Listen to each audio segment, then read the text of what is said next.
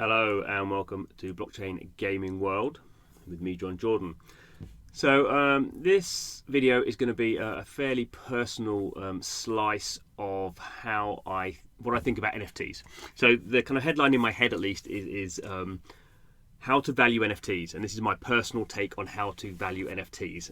And it is not scientific in any way. It is highly personal and built on experience. And I've had two kind of weird things happen to me. Not weird, actually. Two events have happened that I've been involved with this week, which are kind of been the crystallization point for this particular video. So the first one was, while we're showing CryptoPunks, is that I sold a CryptoPunk this week. So CryptoPunks have been around obviously for a couple of years now. And they were given away for free to begin with, and there's 10,000 of them, and you know, I guess people know all the stuff about it, and they were, you know, and they're procedurally generated, so there's these different attributes, and there's men and women, or male and female, and then there's these aliens and zombies and all this sort of kind of weird stuff, and people have started valuing them. And the reason I got interested in CryptoPunks was I thought this is an interesting kind of pure way of people creating market value around NFTs, because there's 10,000 of them, you can't do anything with them, there's no game attached to them. And it'll be interesting just to see how people start to value these things. And obviously, you know, people, you know, there was the medical masks at the start of 2020 started getting popular, and it goes through kind of phases. And sometimes there's been a lot of trading, and sometimes been no trading at all. But when what became clear as these things started to get increasingly valuable. So here we're looking at the sales in the last. The kind of most recently sold. So the most recently sold one was this one for 24 ETH. $40,000. That's not my one, by the way. But as these things become more valuable, I think it forces, at least for me, it forced me to think a bit more seriously about them. And that kind of helped me in some ways kind of formulate my views on NFTs. So these are, you know, whether you think these are pretty or not, I think some of them, I think CryptoPunks in general are artistically strong. I think they're aesthetically strong. When I was kind of, I didn't buy very many, but when I bought some, I basically decided to only buy ones that I liked. So there's lots of them I don't like. I think you know, the art style, you know, some of them I would, you know, I wouldn't buy them. I wouldn't buy anything that I didn't like. Let's put it that way. So that was kind of interesting. I think that's always been my underlying thesis about NFTs, particularly for these kind of visual NFTs. Is that it's dangerous. The dangerous thing is to start doing it to make money. And so my kind of, I've been lucky, I suppose, that that's never been my ethos.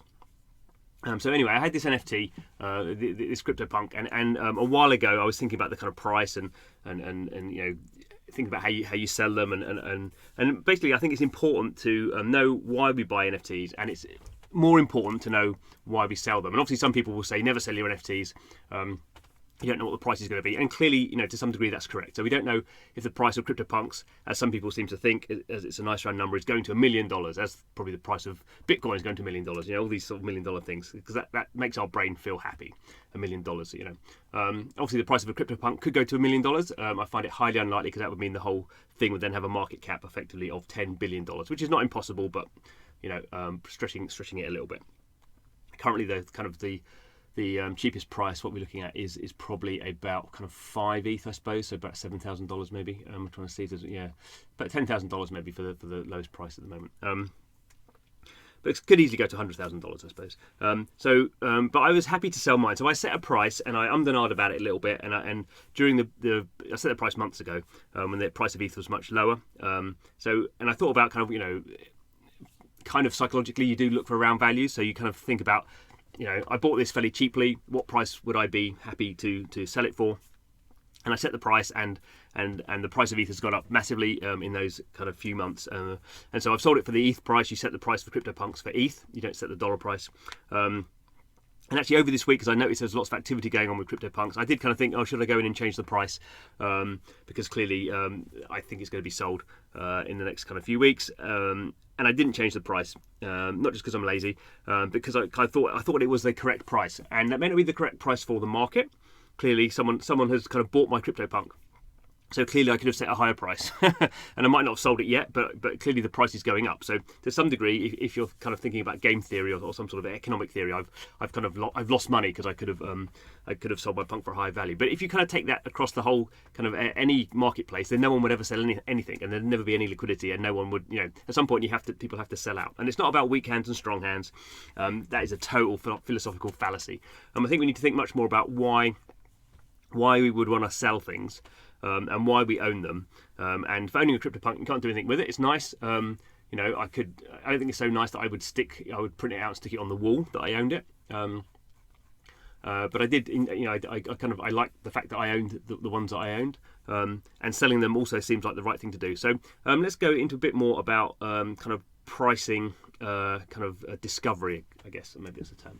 So not going to go into. I'm not an economist, but this is my view on kind of pricing discovery, and it's kind of basic as most of the things in my brain are. But for me, for pricing discovery, here we're looking at the lifetime price of Bitcoin. So we start off with Bitcoin effectively is worth nothing at all, and we can't really see these in the scale, but we have like little blips where suddenly it's worth a little bit more. And at any point here, people are buying, selling Bitcoin, and because Bitcoin didn't create value for a long period of time, lots of people who mine Bitcoin here just sold them for like $100, $1,000. Couldn't see it going up in value. So obviously we know the price of Bitcoin massively gone up. But the thing we all often forget, and the thing that I forget the most, is price. There's price here, and the other axis, potentially the most important axis going on here, is time. So this is 2014 to 2021. This is a 7-year period.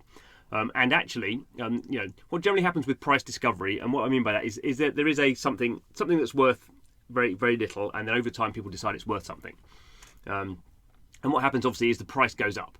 The price goes up, and then at some point the price has gone up too much. The market decides, and there's a kind of an equilibrium kind of fall, so a falling away, and suddenly people who thought this was going to go up forever kind of realize it hasn't, and people start selling out, and then you find another kind of equilibrium kind of point. So effectively what happens with, I think you could say with, tell me if I'm wrong, but with broadly anything is the price of something is worth very little. It suddenly gets driven up, it over peaks. There's an equilibrium. It peaks, and then it falls back to equilibrium. So you basically have this kind of peak and a falling back to equilibrium. It may fall back entirely back to where it was before, but if there is something with actual value in it, it peaks and then it falls away to a plateau. And in this case, there may be another falling away to find like some sort of floor price, and then it goes up again. And then you kind of have these waves. And obviously now we're going through another big wave, and we're going to find an equilibrium price, or maybe the thing we don't know is it going to go up and up and up, as all the kind of pumpers think. But at some point it will find an equilibrium price, because at some point that's how markets work. At some point people think the thing has peaked and won't spend any money buying the thing anymore, and then the price has to go down because people realise that it's peaked. But the thing here is if you sold your Bitcoin here in end of 2017 at $19,000 or $18,000, do you now regret that? Well, potentially you regret that if you never bought back into the market. So if you're just doing it to Bitcoin's going up, I don't care about Bitcoin, I'm going to sell now, and don't buy back in the market. Then obviously you're feeling annoyed because you could have doubled your money. But the thing we're forgetting here is this is 3-year period. Okay, so if you sold out here, then you've had that money and you can do things with it. And potentially you could have, if you believe in Bitcoin, you could have at any point here you could have bought back in the market. You may not have done it here because nothing's going on, but then you realise, well, okay, it's still $10,000. I can buy back in here, and it's going to go, and then you kind of take that kind of increase again. If you believe Bitcoin is the future of kind of financial services or something. And I think it's a similar thing for NFTs. So with NFTs, obviously very different to Bitcoin, not a token. NFTs are individual, but obviously CryptoPunks to a degree are a kind of token sector in a way. And you see these waves of pricing where it goes up, and then it's not quite as liquid as this, so you don't quite have the same kind of movement. But basically, it goes up and then it kind of plateaus, and then it might go down a little bit, but then it goes up again. But the thing you're forgetting is pricing, is time. And I do kind of think there's a point at which, particularly for me and CryptoPunks, is the price of CryptoPunks going to go up? Well, yes, it is, I think. And will it go up? It may go up even more aggressively, in the next few months, because a lot of focus is happening around these NFTs. But there is always also a point that the velocity of the increase has kind of happened. So with Bitcoin, we have here, and then we have a 3-year gap before it goes back up again. So there's that if you cash out here, you have that cash to do other things with. And the other thing is we have to think about kind of what else you could do with that money. So it's not a case of selling out your Bitcoin and then buying back into Bitcoin. You could have sold out here and then gone into something like, I don't know what the new some DeFi stuff on Ethereum, which has gone up 100 times or 1,000 times. So the other thing with CryptoPunks is it's been around for a while. It may not have reached its price kind of equilibrium because that changes all the time over time. But I think there's basically a lot of price discovery has happened around CryptoPunks. So I'm not saying it's at a peak. It could go up another 10 times. It could go up another 100 times. But the point is there are other things that could go up 1,000 times. I don't think CryptoPunks is going to go up 1,000 times because it's already gone up from zero to what have we said, $10,000 a CryptoPunk. So we have to think about why we want to cash out.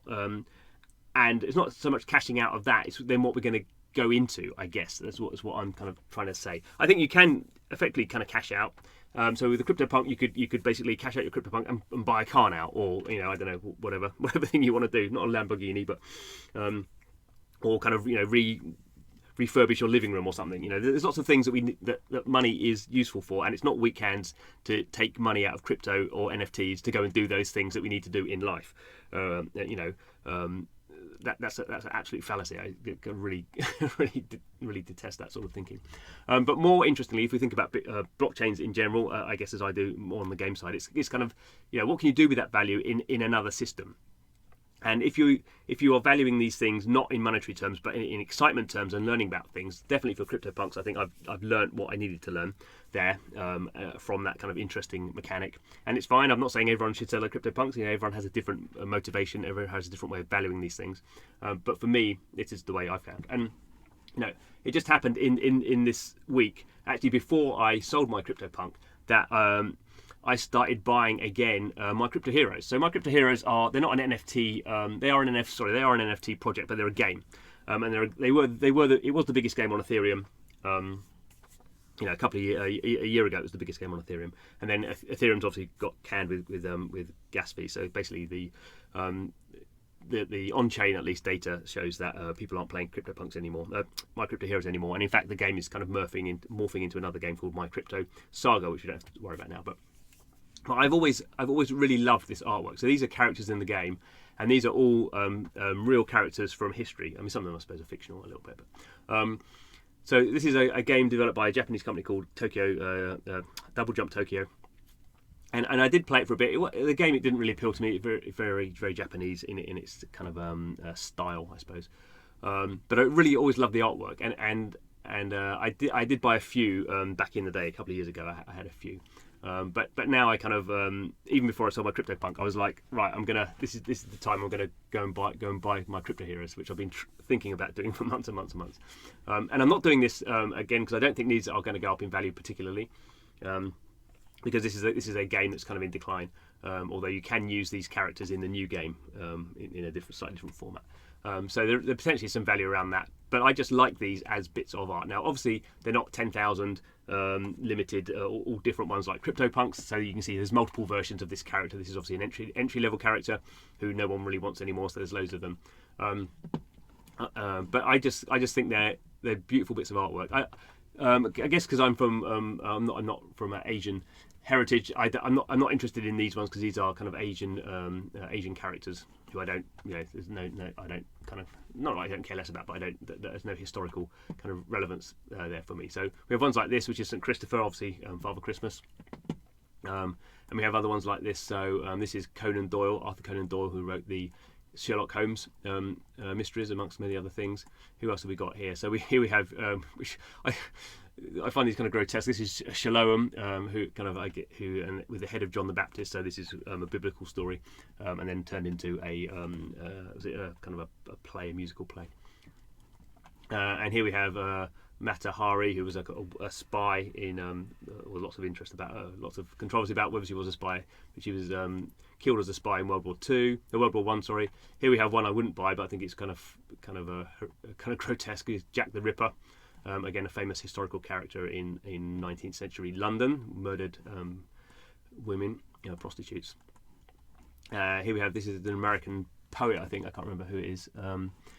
These are the ones I really love. So this is Schrödinger. So Schrödinger, the famous physicist, and his cat. So we have the famous thought experiment, Schrödinger's cat, with a cat in a box with a poison that will be opened if there's a radioactive particle emitted. But these are just beautiful bits of artwork. This is one I really love as well, Schubert. I'm not a particular fan of Schubert's music, but this is his famous poem he wrote about the king of the fairies. So this here is the Erling Kong or something, the king of the fairies. It's portrayed as a sort of dragon, but it's kind of beautiful.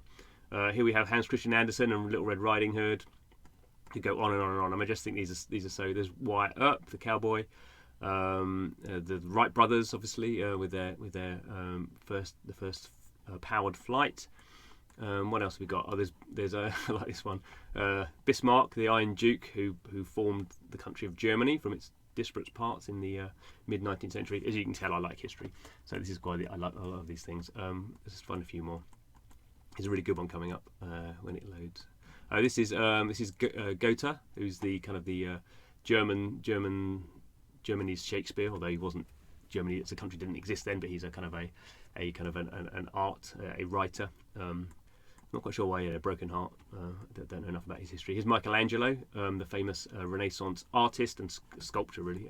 This one's really good. Marie Curie, talking about radioactivity. This one I love. This is Franz Kafka, the writer. This is his famous book Metamorphosis, where he wakes up and he's got the body of a cockroach. And where's the one I'm going to end on? Where has he gone? Where has he gone? Come on. Oh, it's Newton, Isaac Newton. Yeah, that's a good one. I have to say, I've not bought all these. I've only bought a few of these. But I just because even now this is now what's that going to be? $200. It's about $400. Just one of these. So these are equally not cheap. So you. But this is one. This one's hilarious. This is Karl Marx. I just think he's brilliant. They're really kind of like I don't know. He's got a big cigar there. I don't know. Let's go and have a look at Karl Marx. Karl Marx, his passive skill Das Kapital, his famous book. So anyway, so that is as you can tell, I'm really enthusiastic about those in a way that I'm not enthusiastic about CryptoPunks and whenever I think about blockchains are brilliant at creating monetary value. That's kind of what they do. They're these tokens that underpin a system of how it works. And as that interacts with the real world, we have like a dollar price for these tokens and a dollar price for these NFTs. So we can always know the price of things, but we have to, have this thing that we know the price of everything and the value of nothing. A famous quote. So I kind of think we have to be a little bit careful, and this is when it comes to the valuing of NFTs. Is what value are you using? So obviously they are all kind of fundamentally valued in real money, in dollars or whatever, euros or whatever you want to take it in. But the value does not have to. Well, there'll always be a financial value. You can have other values as well, and the value of owning things can never be taken away. So the value of a CryptoPunk could go to $1 million, or could go to zero, depending on it could be an exploit in the code. Unlikely now, but all these things could happen. But the value of owning these things, the value you create around them, and the value you take from owning them, is clearly the most important thing, and that's something that obviously you might love things, and then something else might come along, and you might decide there's a better version of Mox or something, or a better kind of NFT game I want to collect. But the value that we create around these things personally, we're the only ones who can take it away from us. It doesn't matter what anyone else is doing, trading in the market. So that's kind of my my conclusion to this long-winded I don't know, what is it? It's not really a rant, but something like that. A discussion is going back to Oscar Wilde. Let's know the price of things, and let's know the value of things, and let's know that the two things are different. And I think obviously we make those decisions in our own mind. But we mustn't get too carried away with the financial value of these things, particularly when they're going up, and we can build a lot of views around. People talking about how this is going to kind of change their lives, and maybe it will, but maybe it won't. And I think we just need to be a little bit careful, a little bit, maybe humble is the wrong word, but a little bit circumspect that we're not in control of these markets. And we know from a lot of psychological studies that people are very loss averse, and when the price of things goes down, people can get very depressed about how they should have sold at the peak. And I think you need to be in control of your pricing, and being aware of what you financially need out of these systems, and not being worried that other people seem to be making more money than you, because you don't know why they're doing stuff. You don't know their full financials. You need to be, find your own kind of happy place in the world of NFTs. So anyway, that was long. Sorry, but I kind of wanted to get it off my chest. I did think it was interesting that on the week I sold my CryptoPunk, which I didn't particularly love so much. I really kind of found found a soft spot for these my crypto heroes, which I'll have to do a video about those. Show the ones I've got, because I think they're brilliant. Okay, that was it. Blockchain Gaming World. We are the channel. Normally, not quite so waffly. I seem to be quite waffly at the moment, actually, but generally we're quite, hopefully, a bit more informative about what's going on in the world of blockchain games. I do think it's all fascinating, which is why I waffle on so much.